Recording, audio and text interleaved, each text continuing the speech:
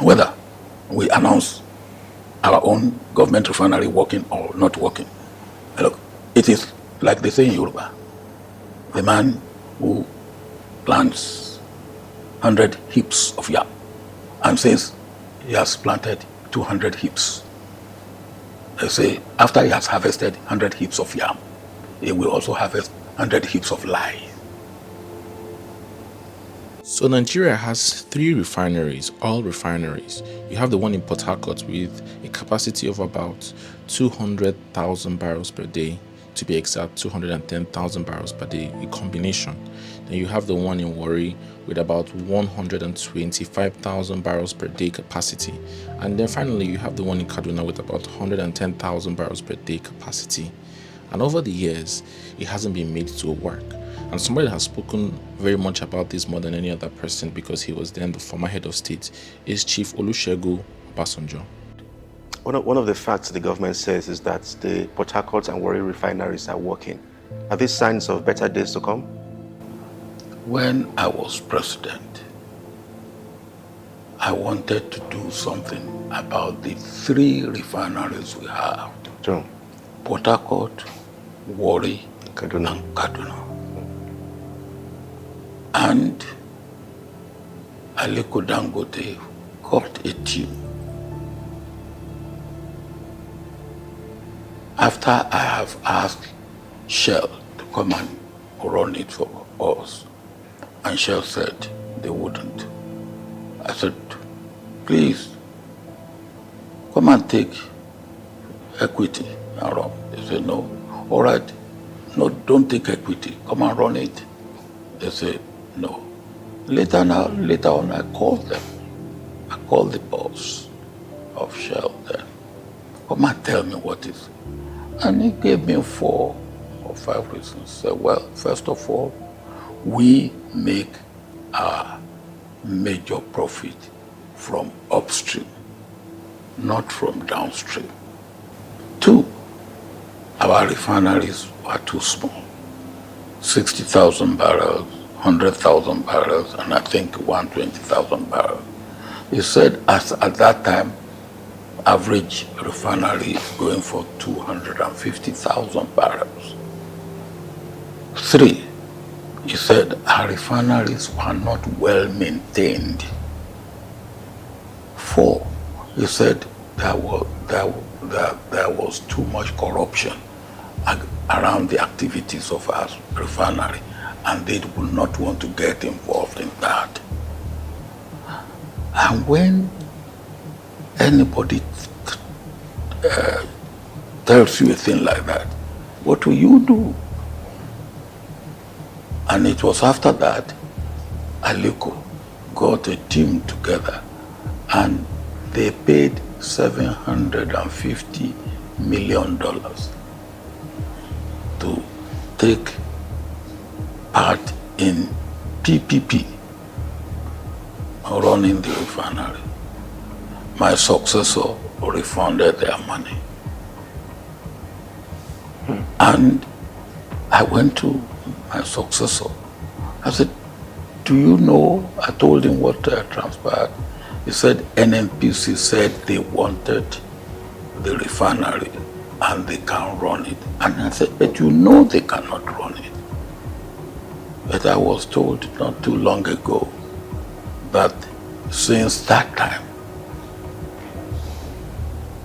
more than $2 billion have been squandered on the refinery, and they still will not work. Anybody can tell you, if a company like Shell tells me what they told me, I will believe them. Now, Dangote has come with his over $21 billion. Now, we need you to actually think about the fact that that refinery cost him $21 billion. That's huge. It's really, really huge. So he's come up with his refinery. Finally, right now, he's having a pricing war with NNPC, and he's done all of that. And kudos to him. Supposed to improve a lot of things for Nigeria. Right. So we have quite a lot of challenge. But what this will give us at the end of the day is to give us, 650,000 barrels of, crude processing, and total number of products that will produce will be about 32 million tons. So, but it's just been a few months after, and there's a supposed new kid in the block. It seems like it's only the private sector that can run the refining side of the economy. So here comes Tony Elumelu, the CEO of Hairs Holding. Are you considering refining now that you are one of the leading producers of crude? Are you considering refining in Nigeria? For us, we will integrate ultimately, but we wanted to start with oil production first. When you have oil, which is the raw material, then to go into fertilizer, into petrochemicals, into refinery is not as difficult. Currently, he's residing over a bunch of companies, including Transcorp Hilton, the hotel, and also Transcorp Power, and they are operating and running the Ugeli power station, which has an almost 1,000 megawatt generating capacity, and it can scale to 10 times that. And now he's one of the biggest producers of oil, and he's hinting at going into the oil refinery to maybe compete against Aliko. We can see Aliko's competition with Abdul Rabiu, the CEO of BOA, and what it has been. But I'm looking at it from a real estate perspective. Ibejuleki, since Dangote announced, has been growing at least 50% year on year in real estate value. That's since 2013, circa 2013. We took up a land which is about 2.7 million square meters.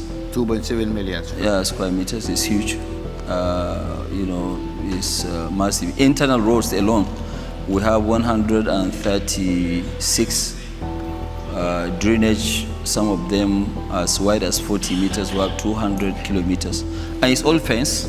But the most challenging is that the land it was just a jungle, it was a mangrove. We have marshland. We have to clear it, and then we pump 365 million cubic meters of sand, which is quite a lot. We had to bring the two world's biggest dredgers to work there continuously for almost about 10-11 months, from the sea into the land.